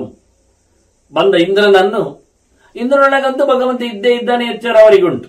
ಅಂತೂ ದೇವರ ಪೂಜೆ ಅಂತ ಅವರ ಕಥೆಯಲ್ಲಿ. ಆದ್ರೆ ಪ್ರತೀಕ ಇಂದ್ರ ಆಗಿದ್ದೇನೆ ಅವರಿಗೆ. ಅದು ನಿಜವಾಗಿ ದೇವರೇ. ಅದು ಪೂಜೆ ಪುನಸ್ಕಾರಗಳನ್ನು ಎಲ್ಲ ದೊಡ್ಡ ದೊಡ್ಡ ರಾಜರಲ್ಲಿ ಸೇರಿಸಿಕೊಂಡು ಮಾಡಿಕೊಂಡು ಮತ್ತೆ ಅವರಲ್ಲಿ ಮಾತುಕತೆ ಆಯ್ತು. ಸಂವಾದೋಯಂ ಮಹಾನಾಸೀತ್ ವಿಷ್ಣುಂ ಪ್ರತಿ ಮಹಾದ್ಯುತೇಂ. ಸರ್ವೋಚ್ಚನಾದ ಪರಮಾತ್ಮನ ಬಗ್ಗೆ. ನಿವಾರ ಶುಕವತ್ತನ್ವಿ ಪಿತಾ ಭಾಸ್ಯತ್ಯನೋಪಮಾ ತಸ್ಯಾ ಶಿಖಾಯ ಮಧ್ಯೆ ಪರಮಾತ್ಮ ವ್ಯವಸ್ಥಿತ ಅಂತ ಹೃದಯ ಮಂಟಪದ ನಡುವೆ ಜ್ಯೋತಿಸ್ವರೂಪನಾಗಿ ನೆಲೆಗೊಂಡ ಜಗತ್ತನ್ನೇ ಬೆಳಗಿಸುವ ಭಗವಂತನ ಬಗ್ಗೆ, ಒಳಗೆ ಪ್ರವೇಶ ಮಾಡಿದ ದೇವರ ಬಗ್ಗೆ, ಸರ್ವಕರ್ಮಗಳಲ್ಲಿ ಆರಾಧ್ಯನ ಬಗ್ಗೆ ಜಿಜ್ಞಾಸೆ ಆಯ್ತು, ಸಂವಾದ ಆಯ್ತು, ಪ್ರಶ್ನೆ ಆಯ್ತು. ಅಂದ್ರೆ ಅವನಲ್ಲಿ ಪ್ರಶ್ನೆ ಕೇಳಿತು.